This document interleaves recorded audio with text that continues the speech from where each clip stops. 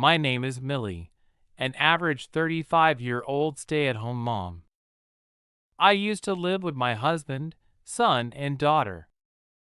My son, Jacob, has always been handsome. When he was a kid, people often mistook him for a girl. Friends would say, "You should get Jacob into acting or modeling. He's incredibly smart, gentle, and mature." By age 3, he spoke like an adult. On the other hand, my younger daughter, Julia, is the cutest girl in the world from my perspective as a parent. However, her appearance differs from the conventional pretty girl. She's a bit plump with curly hair and a round face, not athletic, and slow to speak. To me, she's the most adorable girl in the world. Michael clearly favored Jacob. When he came home, he only paid attention to him. If Julia tried to join in, Michael dismissed her, saying she was creepy and trying too hard. Jacob always tried to include her, suggesting, "Let's all play together," but Michael discouraged it, warning, "Don't play with Julia, you'll catch her stupidity." Jacob sat uncomfortably, understanding the situation. Even my mother-in-law, Karen, doted on Jacob and mistreated Julia.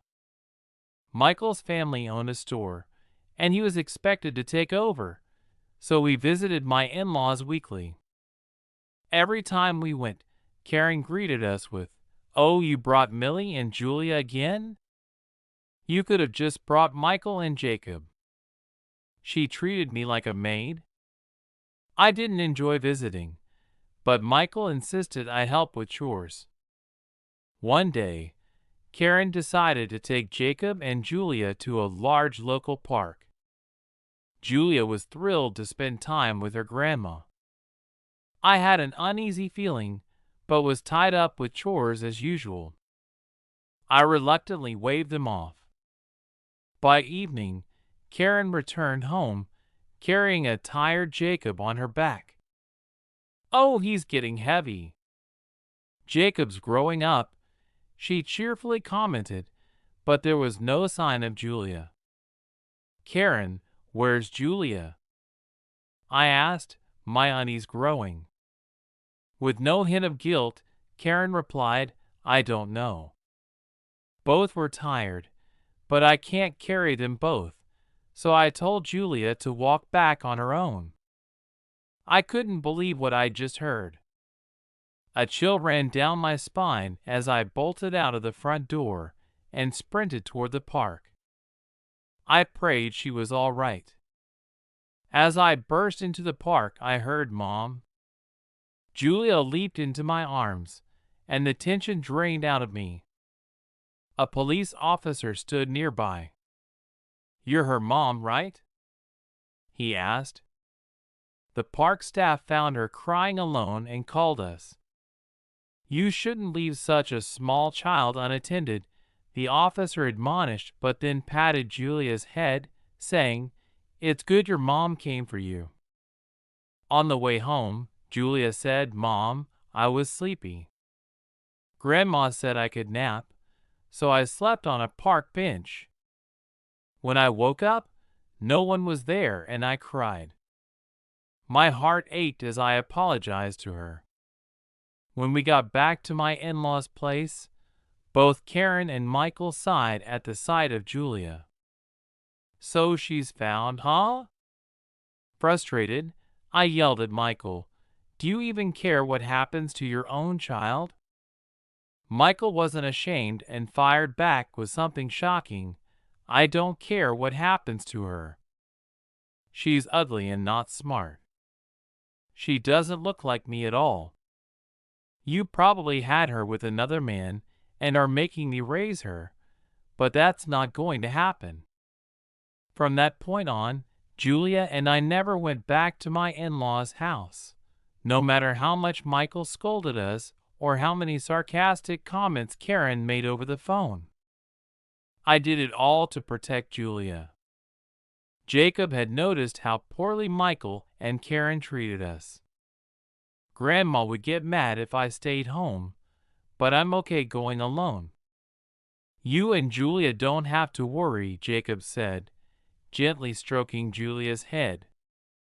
Although I felt guilty toward Jacob, we stayed home. 10 years passed.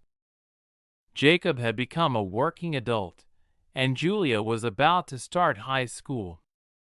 She was excited about her new backpack and textbooks. But then disaster struck. Michael saw Julia's new school supplies and went ballistic. "What is this? You're planning on going to high school? We've raised you this far, and you're not even our real child. Quit school and start working to pay us back," Michael yelled, ripping up her textbooks and tearing apart her bag. Karen came over, saying, "You should be thankful you even got to go to middle school. Get a job as soon as you graduate and give us all your earnings." So there we were, Julia and I, picking up her thrown school supplies, listening to Michael and Karen's harsh words. I knew there was no reason left to stay in that house. We packed a few essentials and left. We turned to Jacob, who had already moved out by then, and he welcomed us into his home without hesitation. Together, we rebuilt our lives. We moved to another state, cutting off all contact with Michael and Karen. In our new city, Julia thrived. She was brilliant, excelling in school in a way that no one had expected.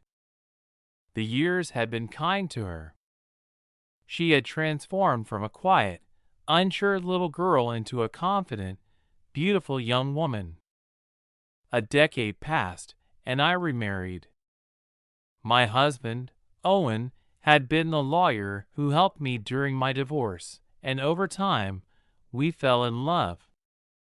We built a life together, far away from the shadows of my past.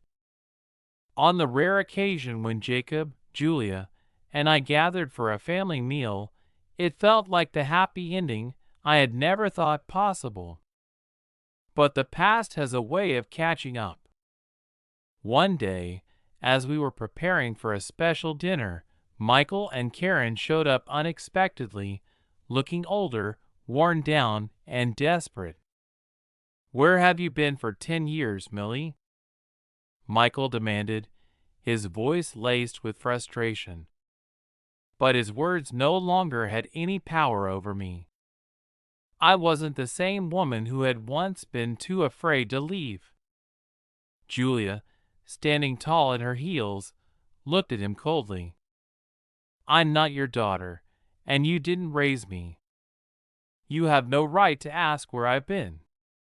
Michael, seething with anger, tried to reclaim his authority over us, but we had already moved on. As we left the past behind once and for all, I knew that my children and I had finally found the peace we deserved.